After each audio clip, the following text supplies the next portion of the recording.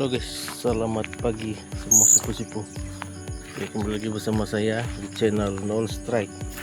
Dan sudah menonton dan subscribe channel saya, terima kasih. Oke guys, hari ini saya coba-coba nasib lagi di kampung Muhiba Bufuat di sana atas bukit. Tengok dia punya sendit liar masih ada lagi kah tidak, yang tempat saya dapat yang melawan lo tuh punya sendit liar. Harap masih ada lah burung di sini kan guys.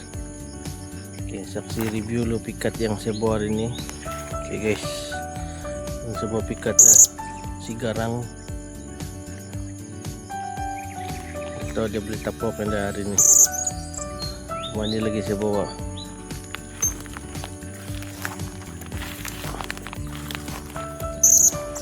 Pun pikat baru juga nih, menjebak. Mau tengok dia punya prestasi macam mana hari ini.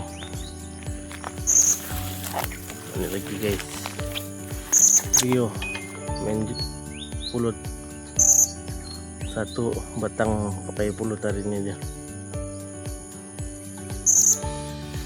Oke guys, itulah pikat yang saksi review hari ini yang saya bawa. Harap ada lenrong beli tapau hari ini. Oke guys, tanpa membuang masa, jom kita lanjut.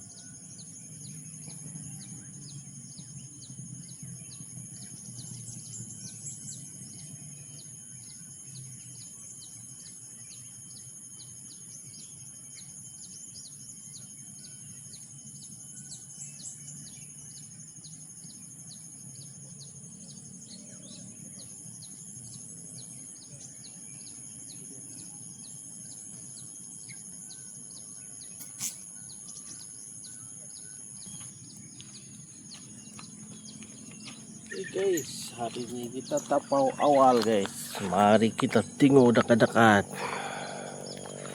Kita tengok pokok rendah-rendah yang boleh tapau. Biar rendah guys, dia punya pokok. Kalau sudah bilang mau tapau, tapau juga. Kita tengok, nah guys, berdarah guys dia punya leher si garang ini. Mantap guys. Tapau pertama kita pagi. Wah guys, tengok dia punya biru besar. Merah pun cantik. Mantap.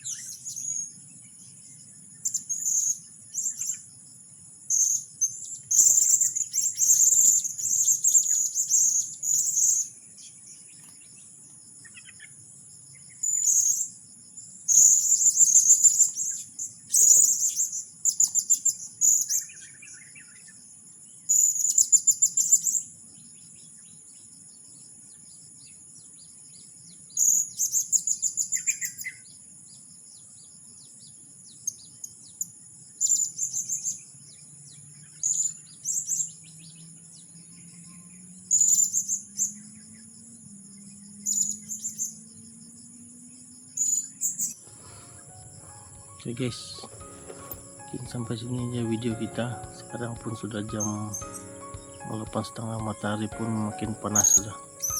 Jadi syukur juga kan guys, ada juga yang sudah ikut balik.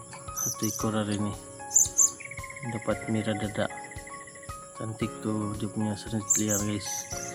Boleh pelihara, panjang badan, besar lagi dia punya biru. Masih mau coba-coba pelihara tuh, mana tahu boleh jadi pelapis kan. Boleh tidak sadar dia datang, tengok tiba-tiba dijebak lah. Tapi yang penting ada manis-manis guys. Oke guys, kalau berminat sama ini video, like, comment, share dan subscribe. Kita jumpa di video seterusnya. Mantap.